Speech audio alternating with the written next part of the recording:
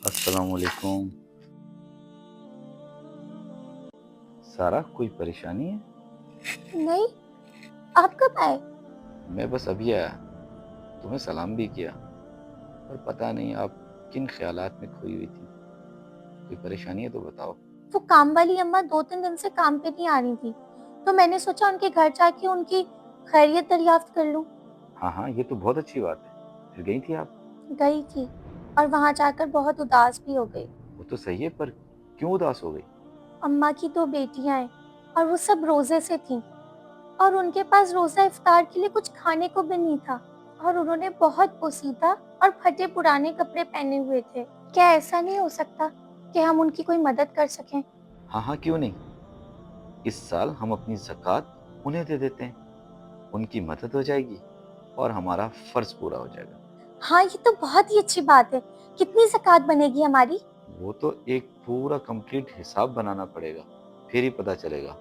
हाँ, अंदाजे से 5 लाख से ज़्यादा ही कुछ ज़कात फ़र्ज़ हैं हम पे इस साल। 5 लाख से भी ज्यादा? अरे नहीं नहीं, आप 5-10 हजार भी दे देंगे तो उनकी मदद हो जाएगी और अम्मा खुश भी बहुत हो जाएगी। लगता है कोई बाहर आया है दरवाजे पे। मैं आकर आपको समझाता हूँ, ठीक है?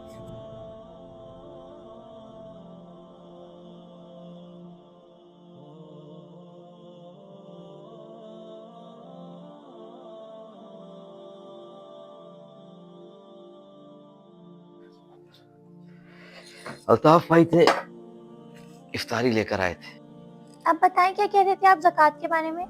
मैं आपको एक मिसाल देकर समझाता हूँ। अभी आप इस तरबूज ही की मिसाल ले लें। ये 5 किलो का तरबूज, जिस वक्त हम इसे काटते हैं, कम से कम 1 किलो का छिलका इसके ऊपर से हम उतार के फेंक देते हैं, जिसका हमें कोई गम भी नहीं होता।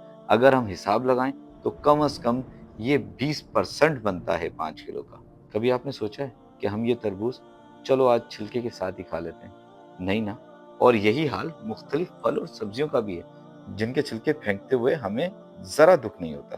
तो फिर ज़कात देते वक्त हम क्यों इतना सोचते हैं, जो कि 40,000 में सिर्फ 1,000 रुपया, मतलब 1 लाख पे सिर्फ 2,500 रुपए अदा करना होता है। और ये सिर्फ 2.5% ही तो बनता है ना, जो कि तरबूज के, माल्टे के, केले के छिलकों से बहुत कम है। और इसे साल में सिर्फ एक दफा अदा करना होता है।